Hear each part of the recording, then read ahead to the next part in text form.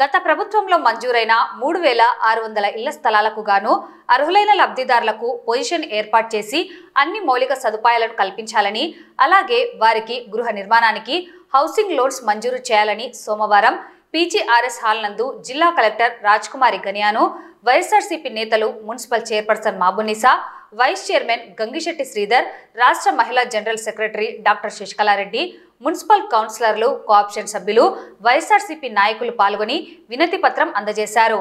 అనంతరం వారు మీడియాకు వివరాలను వెల్లడించారు.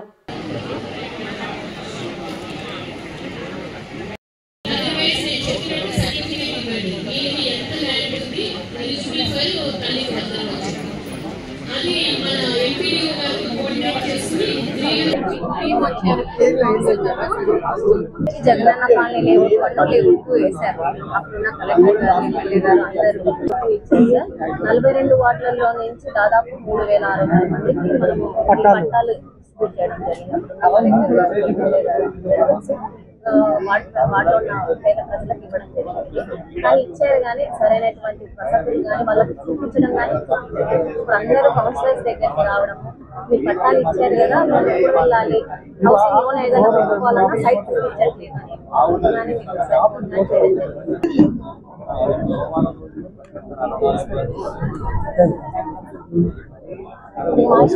ఈరోజు ప్రతి సోమవారం స్పందన జరుగుతుంది. దాంట్లో గౌరవ వైస్ చైర్మన్ గారు, గౌరవ కౌన్సిల్ సభ్యులు, ప్రజాప్రతినిధులు అందరితో కలిసి ఈరోజు రావడం జరిగింది.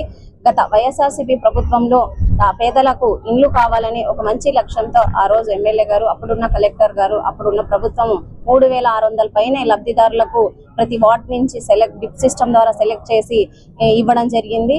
కానీ మనందరికీ తెలుసు, అప్పుడు కోర్టులో కొన్ని కేసులు వేయడం ద్వారా Jagananna colonies, Jagananna layouts late అవ్వడం జరిగింది.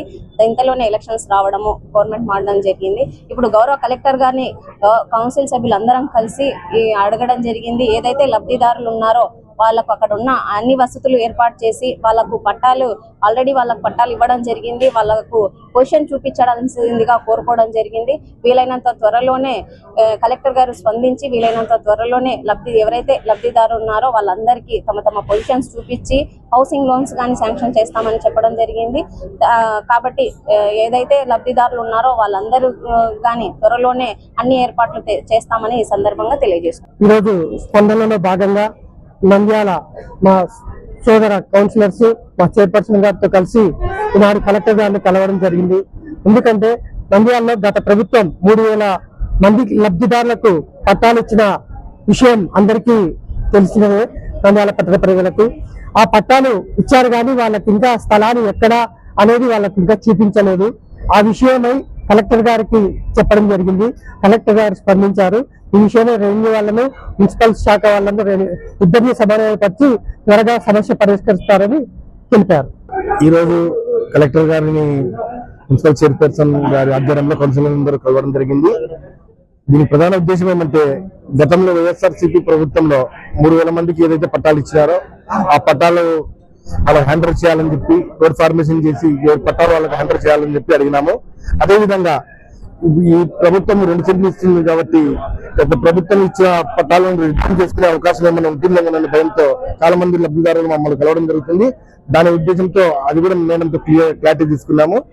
మేడం గారు క్లియర్ గా అటువంటిది ఏమి ఉండదు, రిటర్న్ తీసుకోవడం కానీ వాళ్ళ కానీ స్వాధీనపరచుకోవడం ఏమి ఉండదు. వాళ్ళకి ఇంట్రెస్ట్ ఉంటే సెంటు, లేకుంటే మళ్ళీ 2 సెంట్ల కింద వాళ్ళని ఎలిజిబుల్ చేస్తామని చెప్పి, అదేవిధంగా అది త్వరలోనే ఆ స్థలాలు వాళ్ళకి హ్యాండర్ చేస్తామని చెప్పి హామీ ఇవ్వడం జరిగింది. మన మాజీ ముఖ్యమంత్రి వైఎస్ జగన్మోహన్ రెడ్డి గారు పార్టీలకు అతీతంగా, పార్టీ రహితంగా ఫ్లాట్లు అందజేయాలా పేద ప్రజలకని ప్రతి లబ్ధిదారుని కూడా పేదవాళ్ళకు అందజేయడం జరిగింది. అవి ఇప్పుడు ఇంప్లిమెంట్ చేయాలని చెప్పి రోడ్లు, లైట్లు, స్ట్రీట్ లైట్స్ అన్ని కూడా ఏర్పాటు చేసి ప్రజలకు ఆ ఫ్లాట్లు అందజేస్తే వెంటనే పేద లబ్ధిదారులందరూ కూడా ఇల్లు నిర్మించుకోవడానికి సిద్ధంగా ఉన్నారు. కాబట్టి అన్ని ఏర్పాటు చేయాలని మేము డిమాండ్ చేస్తూ ఇక్కడ కలెక్టర్ గారి దగ్గరికి వచ్చి అర్జీ ఇవ్వడం జరిగింది. కలెక్టర్ గారు కూడా వెంటనే సమస్యను పరిష్కారం చేస్తామని తెలియజేయడం జరిగింది.